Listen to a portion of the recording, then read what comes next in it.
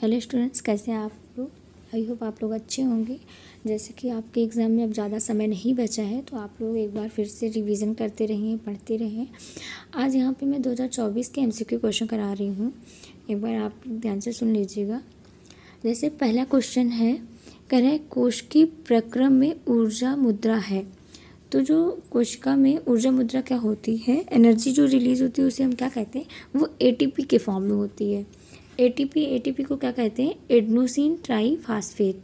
तो यहाँ पे जो आपका ऑप्शन सही है वो एटीपी हो जाएगा। ठीक है, फिर नेक्स्ट क्वेश्चन पढ़ते हैं। कह रहे हैं पित्तरस का स्राव होता है। पित्तरस का स्राव कहाँ होता है, तो जो बाइल जूस होता है, बाइल जूस का स्राव होता है यकृत द्वारा, यानी कि यकृत द्वारा बाइल जूस का सिक्रीशन होता है और ये जाके स्टोर कहाँ हो जाता है, पित्ताशय में। तो यहाँ पे ऑप्शन जो सही हो जाएगा वो यकृत द्वारा हो जाएगा। ठीक है, वहाँ से सिक्रीशन होते हैं बाइल जूस या पित्तरस का स्राव होता है यकृत द्वारा। ठीक, नेक्स्ट क्वेश्चन आते हैं, पराग कोश में होते हैं। पराग कोश में आपने पढ़ा है, पराग कोश, परागण, पॉलन ग्रेन, ये सब कहाँ होता है, तो इसमें से आपका परागण होगा। पराग कोश में यहाँ पे क्या होता है, पॉलन सैक में आपका परागकण होता है जिसे हम पॉलन ग्रेन कहते हैं।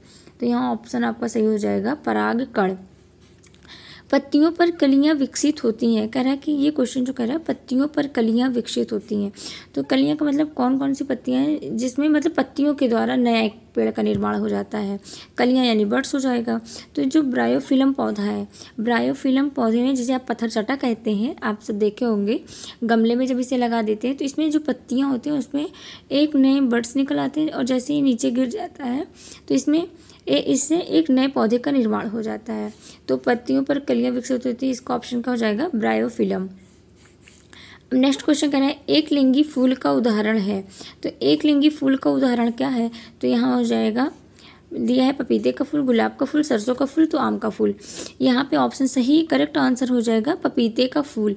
पपीता आप सब लोग देखे होंगे, पपीते के फूल में यानी कि जो नर पौधा होता है वो अलग होता है, जो मादा पौधा होता है वो अलग होता है।